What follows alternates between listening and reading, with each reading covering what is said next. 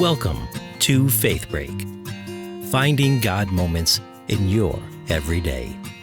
Each week on Faith Break, hosts Karen Luke and Ann Gallagher bring spiritual refreshment to your daily life. Today is January 12th, 2025, the Feast of the Baptism of the Lord. Karen and Ann explore how Jesus grew into his fully human and fully divine identity, and how he came to understand God's call for his life. Welcome back to Faith Break. I'm Karen Luke. I'm Ann Gallagher. And we are sharing our God moments in everyday life and trying to find them. Yep. We are moms. We are ministers in the church. We are coworkers. And friends. And wives, and add that all to the all list. The hats. It's crazy. But this weekend is, the scripture passages are about the baptism of the Lord. The Feast of the Baptism of the Lord. You're allowed to take your Christmas tree down now if you haven't it's already. Officially end of Christmas. Yes. I love this feast day. Tell me more. This is one of the, well, it's just, so we have all these stories of Jesus's birth and soon after in Matthew and in Luke. But there's this big stretch of time, decades of time between the infancy narratives and when Jesus started his public ministry. So because the baptism of the Lord is sort of Jesus's entrance into public life, I like to take this chance to think back and imagine where the heck was Jesus? What was going on all those years that we don't have any scripture stories about? So that's what we're going to explore today. So we know that we have the infancy narrative, that he was born, obviously. And then we don't hear much until after King Herod was dead, and then they got to go back. But then the next time we hear about Jesus was when he was 12 in the temple. Right. So we're going to do some imaginative reflection on what Jesus might have been like as a child, as a teenager, and as a young adult. This is our jam right here, right? I love it. But first, I got to find out what your God moment was this week. I forgot about God moments. No worries. So my God moment is we were at a family gathering, and my aunt brought an old school game of Old Maid. Oh, nice. And now my family, when was the last time I played Old Maid? Right, I don't even know. My kids and Jer and I, we play a lot of games, but they're the board games and other card games. I didn't realize it. My kids had never played Old Maid. Because they're so far beyond that. They're so sophisticated in their game taste, probably, right? Sure. But this was my God moment. Aww. It was my two aunts and myself and my daughter. Aww. And we were playing at the table, and it was hysterical because I stupidly thought that Molly Maid was the Old Maid. So every time I got the Molly Maid card, now are you familiar with Old Maid? Yeah, I mean, I haven't played that in forever. It's a matching game. Right. Go Fish, right? It's like Go Fish, but you pick out of other people's hands instead of asking them. And so there's Teacher Tom and Scuba Sam. It's all these professions with the name of the person that matches their profession. So here I thought I was getting the Old Maid. You had the young maid. Molly Maid.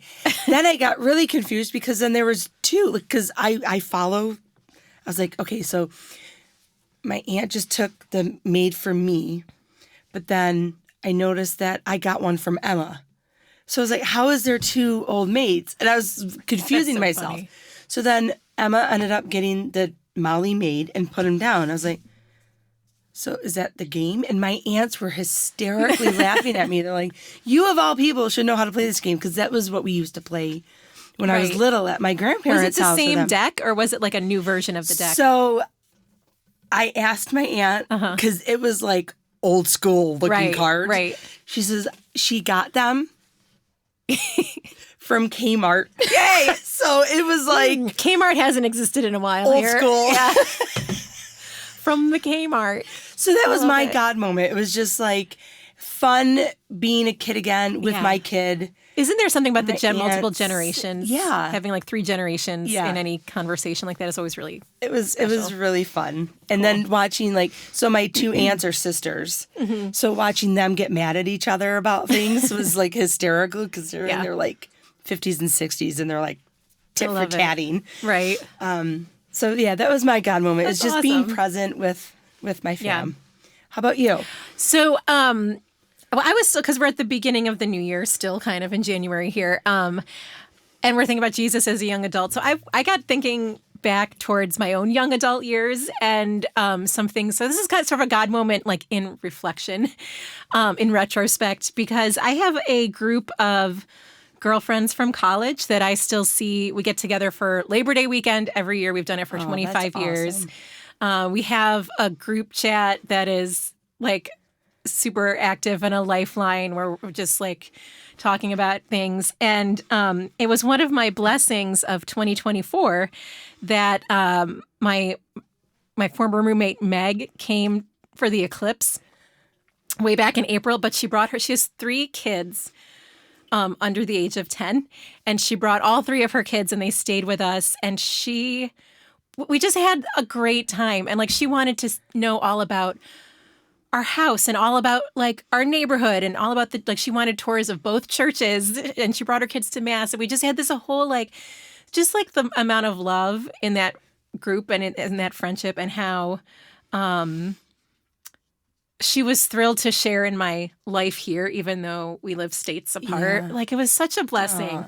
And so I think, when we're thinking about like Jesus at these years of his we don't have, what we know because of our own experience, and especially because of people who work with young people, is that he had formative relationships in those years, right? And I just love imagining and praying about like who were the people who made him who he turned out to be. Right. Because like all those friendships you have when you're a teenager and a young adult, and all the mentors you have and the people you learn from, like it makes us who we are. And we know that Jesus was fully human and fully divine, but we know there were humans who influenced him and relationships that did. And I don't know, I just like thinking about those stories. So That's great. here we go today. I love that. So I'm grateful for the people who have been influential in my life, and let's think about how Jesus got where he was, because what a journey he must have had. Yeah, I wish there was more. I don't know. Here's a question: is it more fun to imagine what his years were like, or to have been?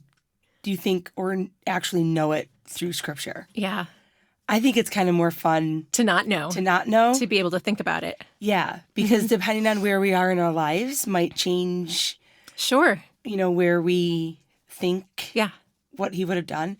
But going back to the temple when he was 12, like yes, let's just do an overview. How should we do this? Okay. I'm going to do an overview of like what Scripture does tell us. Okay. And then we'll go into like what we imagine. Okay. Yeah. All right. Because you're so amazing. So you're here, like the Scripture the Gospel guru. of Mark just starts with Jesus's baptism. Yeah. So he's an adult starting his ministry when Mark starts. So we're not really going to talk about Mark. We're not really going to talk about John because it's its own thing. So for today's purposes, we're going to talk about Matthew and Luke primarily. So in Matthew, we have the story of Jesus's birth. We have the visit from the wise men.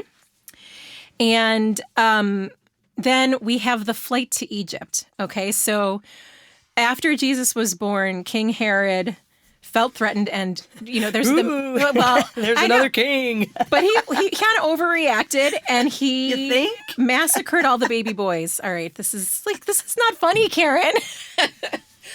But so the Holy Family, Joseph got warned in a dream, and they go to Egypt, and then Joseph eventually has another dream telling them like Herod had died, it's safe, and you can come back. Okay, so the bottom line is that in the Gospel of Matthew, what we know of Jesus's childhood is that he was a political refugee.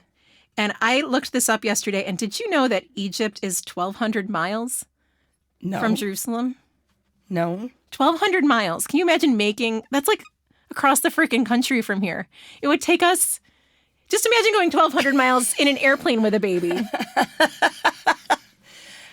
So geographically, where would that be from?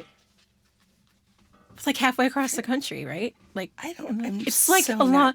So I'm saying it's a lot really longer. Long way. It's a really long way they had to travel, and they're traveling by who knows, a donkey, probably camel. I don't know how they were traveling, but it was a long trip. It had to have been dangerous, and they think like there's. They're not certain how long they were in Egypt, but they think it was at least 3 or 4 years. Probably took them that possibly long up just to get 7. there. Right. So we have like all of Jesus's preschool years and possibly, most of his young childhood was spent away from home. And we don't know if there were like other relatives there or who else was what Joseph was doing. We know he was a carpenter, so maybe, he had a trade there. He was on the older end, we know. Well, we think so because we don't hear from Joseph again after that. So we would assume that because we have stories of Mary from when Jesus was an adult, but we don't have stories of Jesus that maybe he would have passed away. So that's what we know from the Gospel of Matthew. We have this story of going to Egypt and coming back, and then nothing again until the baptism.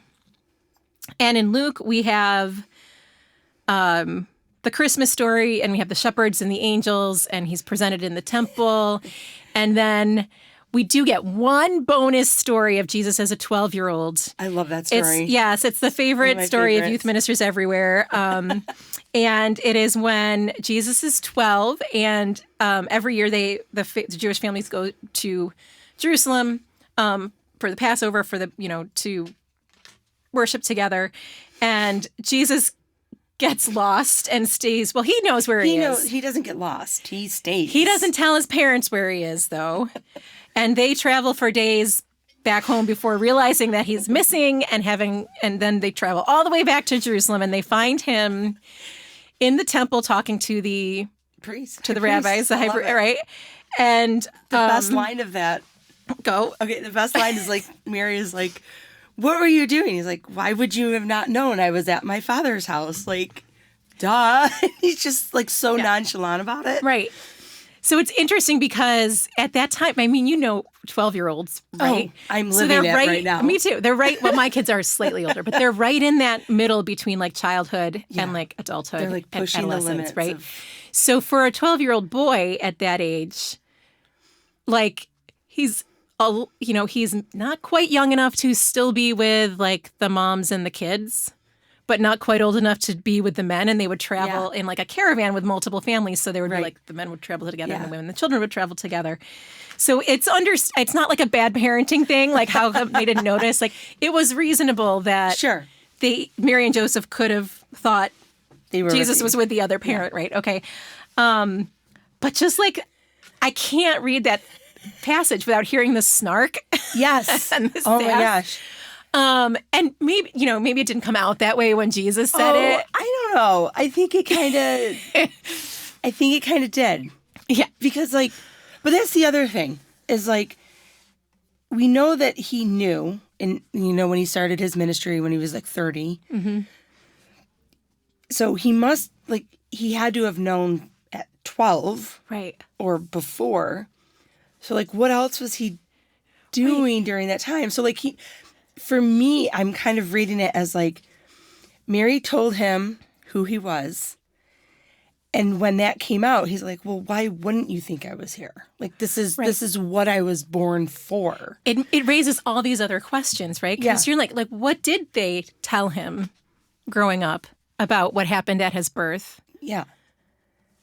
About what God promised to Mary and if the angels came to Mary and Joseph, maybe they came to Jesus.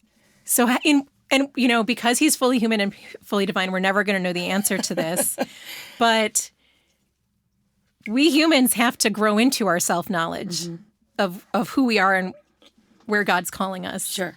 But he was also divine. So maybe he had that, but maybe it was both, right? Yeah. It probably was both, that he knew some things or knew somehow and still had to grow into it.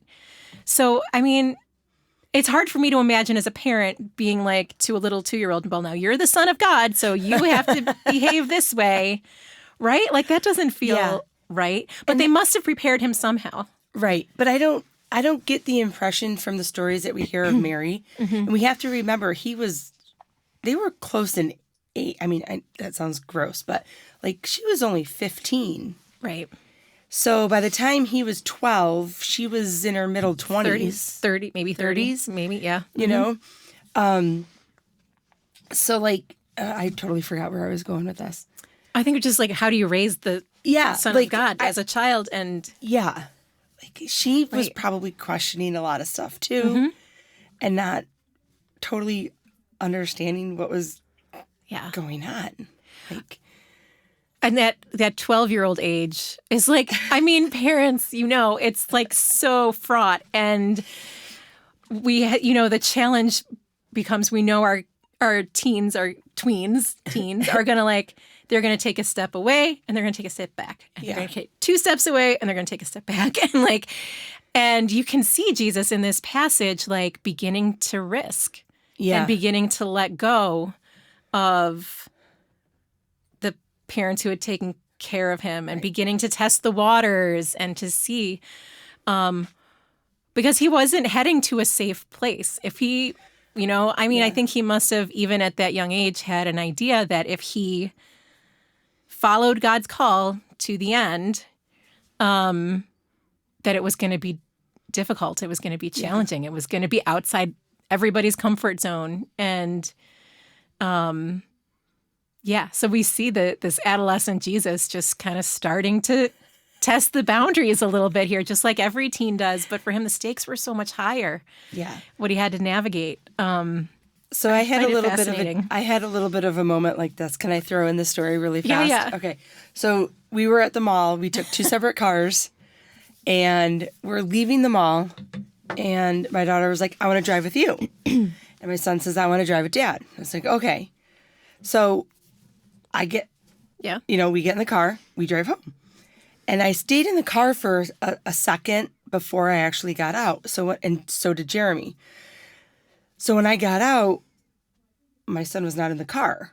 Oh, jeez. And I panicked I'm like, you did bring Connor home, right? Like, and Jerry's like, what do you mean? I thought you had him. And I was like, what?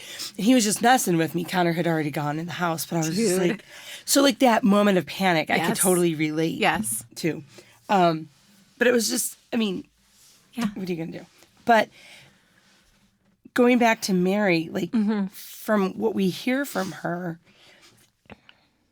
I kind of get the impression that she was like, whatever's going to happen is going to happen. Like she said yes to God. Her trust was so complete. Trust was so complete that I don't get the impression that she was like, you have to act this way or this way. I think she panicked when she lost it. Yes, I think she did. Because how could you not? Absolutely. But like, I think she kind of just was giving him the way that I see it. It's like giving him the childhood that she got. Right. Until it was his time to do what he needed to do. Yeah. So. You ever have those moments when you look at your children sometimes when they're really young and you just kind of get a glimpse of who they're going to be? Like when they're older? I don't know. I feel like I've had a couple moments as a mom when I've like thought about that. Like I remember my oldest when he was in preschool, there was a little kid who cried every day when his mom left. And Liam would just go sit with him. Aww. And he wouldn't like say anything. Like he was only like 3 or 4, right? But he would just go sit with the kid who was crying for his mom. And I'm like, oh, that's his superpower. I hope he doesn't like lose that. Yeah. And then of course there's all the teenage stuff that happens, but I know that's still in there, Yeah. And like with Bridget, like she just had such a strong will about her, even from I just have this image of her. We were going to, Fridays are my day off. So we always used to have like Liam and Mommy Day or Bridget and Mommy Day on Fridays, and it was Bridget and Mommy Day, and we were going to go to the Strong Museum, and she had ideas about her wardrobe and what she was going to wear. And she's at the top of the stairs and she's holding like everything she owns. And but she was like just determined that she was going to put these clothes on and she was going to, I don't know. And then she fell down the stairs and broke her wrist. But that moment of her, like, just the will, I'm like, oh, that's going to serve her well when she's older. And I think about the Holy Family, and I'm like, there must have been those flashes when Jesus was small, when his parents looked at him and were like, God's giving you the gifts you're going to need to be who you have to be. Yeah. Right? And so the question as parents is always like, well, how do we nurture those things without hovering, sending our kids to a lifetime of therapy, like all that jazz. So I don't know. Yeah. But then we don't have anything from 12 until 30. So maybe he was grounded. Maybe he was grounded for that long. He ran away and he was grounded till he was 30. No. Well, when he came, like, when he started his ministry, everyone was like, isn't that the carpenter's son? Like, so we know he must have had a trade. He must have, and usually in that time, whatever trade your father was kind of what you did. So he must have been in carpentry or of something, and it was a small area, so I'm sure he knew everybody. Right, lived in a small town. Right, and we obviously know he didn't perform or do anything crazy. Because his first miracle was... he wasn't like performing lots of miracles in his hometown growing up. Like I heard some conspiracy theories. Oh boy. Are we going down this rabbit hole? Well, when I was like searching, like I was doing research for this and I was like, where was Jesus, you know? And they're like, oh, he was in this far off land learning from these shamas, you know, these mystics. There's all those like all these theories. things, like theories that he the really... The Essenes? Do some people think he went? The what? The Essenes? Is that a group they I don't thought remember. He went? I don't know. I don't remember hearing that. But it was like, I never, this is the first time that I had ever heard that. Was like just the other day. So you got to take what you read on the interwebs with a grain of salt. But heard that. But we do know that he would have had a job. Yeah. For sure. He would have had friends in his town. And, okay, I'm going to bring this back up. If you haven't watched The Chosen, I know. Watch it. Because one of the scenes... Well, oh, no. Okay. Yeah. You do. But one of the scenes... actually, all the scenes when he's with the apostles... Mm-hmm. So Jeremy came down to watch with me one time, and he's like, wow, this is really cool. Like, he's so personable. Mm-hmm. Like, he's funny. And I was like, well, you know, yes, it's a story. We don't really know if, like, that's what he was. But I've always considered Jesus as, like, my friend, my buddy. Yeah. So when I was watching those episodes when he's, like, laughing with them and teasing them and, like, swimming and stuff like that, I was like, dude, I totally would want it. That would be like, that would be the friend group that I would want. So like he obviously had, I can't really say obviously because I don't know, but like this charisma or something about him. Well, he would have been a good friend. Right? Yeah. He would have been a good son. He would have been a good neighbor, right?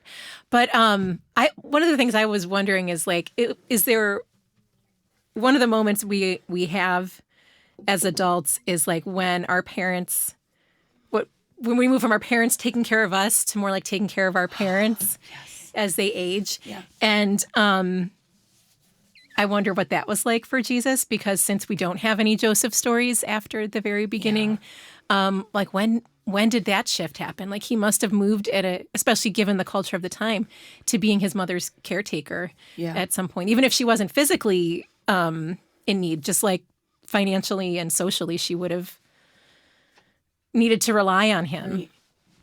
Right. And so that raises the stakes for him personally too, when he goes off. Like he probably left a good business to go and be an itinerant teacher. Yeah. And spread the good news and die on a cross. And then also, and what did that mean for Mary, right? Right, yeah. Because like she wouldn't have been able to do that. Mm-hmm. That's why he has that scene from the cross with John. Yeah.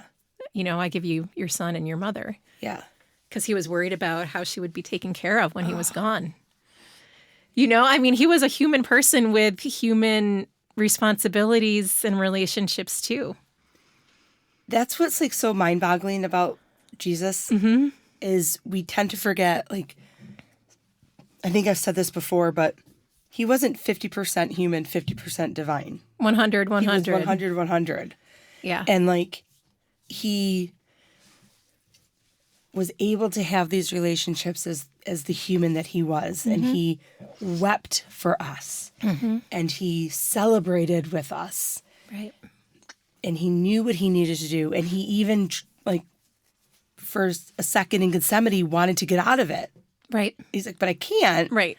Yeah, if it's possible. So it's like all this turmoil and like frustration, and having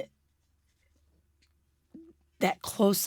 I feel like him and Mary had a very close relationship, you know, and like just knowing what was going to happen, even when he started his ministry, because a lot of in Scripture we hear it's not my time, it's not the time, it's not the time. Yes. So he knew when that time was, but no one else did. Right. And like that was something I was thinking about too, because so we're doing the feast of his baptism this week, but what happened right before his baptism is that he spent 40 days in the desert. Yeah. And so one of the things I wonder is like, what sent him to the desert? Like, was it just the fulfillment of when his prayer and his life told him it was the right time? Or like, was there some kind of inciting incident that like pushed him to do that? I mean, there's no way of knowing, but Right. because think about, that was like a moment where he spent a significant time away.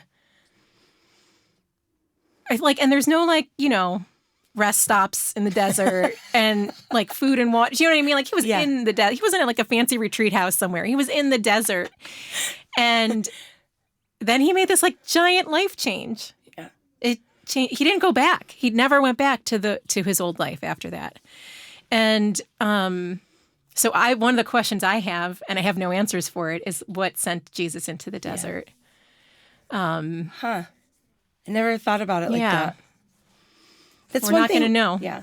And that's one thing about like if you read scriptures like a book, you're just going to read it and be like, oh, okay, that's the next chapter. Right. You know, when we read scripture, it's really good to either imagine yourself in it or ask those questions like what's being left out. With the four gospels, you have the synoptic gospels. So like there's I took a whole class at NAS.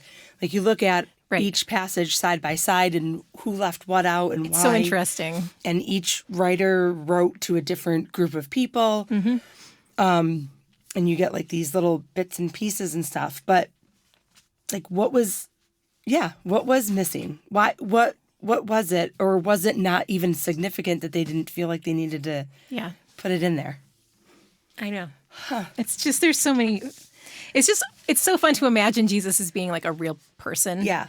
I gave a reflection on this gospel on this feast day many, many years ago. And I got good feedback, but one person was really mad at me because as part of my question, I asked the question, I was like, well, did all the girls have crushes on you? And like, did you ever fall in love or did you ever have your heart broken and stuff? Because it would have been expected for him to have been married long ago. Sure. Right? Yeah, in the culture. And he wasn't. And so what was that about? And she was like, well, Jesus always knew where he was going and he would never have done that. And I was like, I don't think we know what Jesus would never have done. Like, I just don't think we know. Yeah, that would be like assuming that every priest never had a girlfriend in middle school or high school. Right. And some of them have stories. And I've heard some of the stories. I don't know if I want to hear those stories. Yeah, that's... But can we get into the baptism? Let's do it. Okay. Because I love John. Oh, I know. I love John. Like, I love him because he was so crazy, quirky, and I fell in love with him even more watching The Chosen. Oh, he paved the way, right? Yeah, He was that fearless, exactly like just... what he needed to do, and he did not back down. Prophet. And the love that he had for Jesus, you know. And when he even said, he's like, I would just be happy dusting off his shoes. Right. And when Jesus asked him to baptize him, he's like, no, you are to baptize me. And that exchange of like cousins. It changes everything when you see it not just as a coming of age story for Jesus, Yeah. but as a family story Yeah. between the two of them. Yeah. And they were just like this moment of like Jesus was giving John that moment that John deserved for everything that he Yeah. did. And maybe Jesus wanted his blessing Oh, yeah. on where he was going, you know? Yeah. Because John probably, more than anybody, except for maybe Mary, would have understood what it meant for Jesus to take those first steps. Yeah.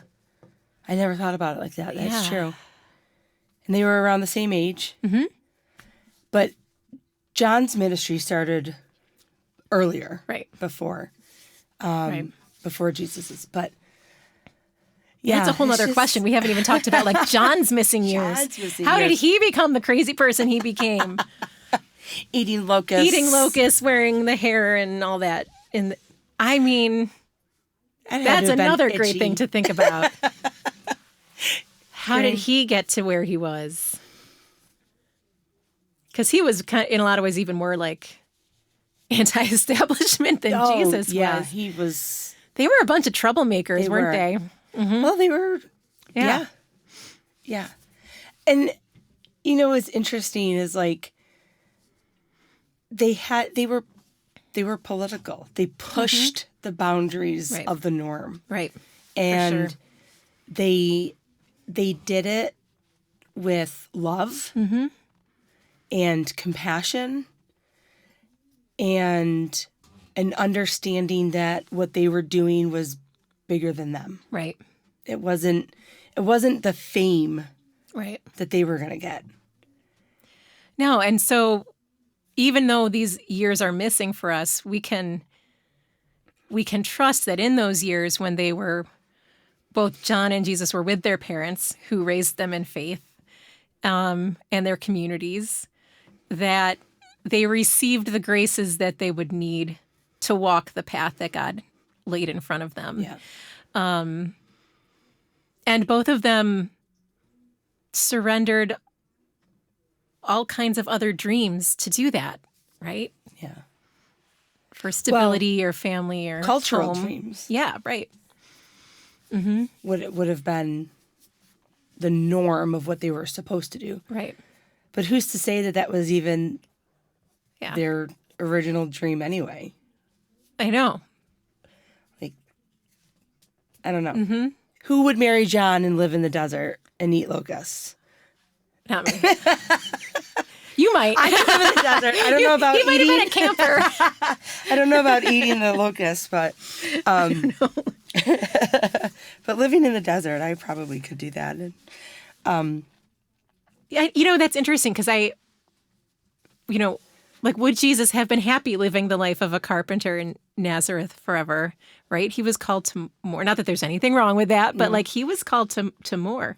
So there must have been like a restlessness inside, even going back to when he was 12 and stayed Yeah. in the temple, right? Like that compelled him yeah, into God's dream. we You talked know, about maybe it doesn't come from a sense of peace all the time. Maybe it comes from a sense of dissatisfaction or unease that You think wanna he ever fix. like got to the point that he's like, I just want to get this over with. I know I'm going to die, so let's just I don't know. like I don't know. I That's don't know. interesting. Like I would not want to know my hour, the time or the my right. time or the place, because Yeah. then I would always be like checking my back and doing all that stuff, or just never leaving the house. Like could you, like knowing that was like a heavy. You know, I had a friend almost 2 years ago. She died of a brain tumor, and it was really sad. But like once she had her diagnosis, she lived her whole life as though like every day was full. And I wonder, like in how she died, she showed us all how to live. And I wonder if with Jesus knowing he wasn't, that he was going to be called to the cross, if that, because you read like all of Scripture and it just seems like he just went all in. Like he was Right. healing people, he was forming these relationships with the disciples, and he made every minute count. And he knew when to take time away, and that wasn't wasted time. It was all part of it. I don't know. It's crazy to think about.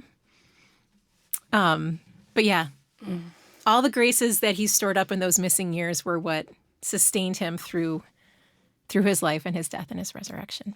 So, you got anything else for today? Well, not only did he took the time to pray and to be with God. So in the chaos of everything too that we are living in, and the chaos of life, or Right. jobs and family and the sandwich generation we've talked about, taking care of parents and kids, taking that time for you. And trusting that God has given us the graces we need to carry us through the road that he puts in front of us. Yeah. And it goes back to our words, promise and hope. Our words of the year. Yes. So, Okay. I think that's all I got for this one. yeah. Let us know what That's a good your one. thoughts.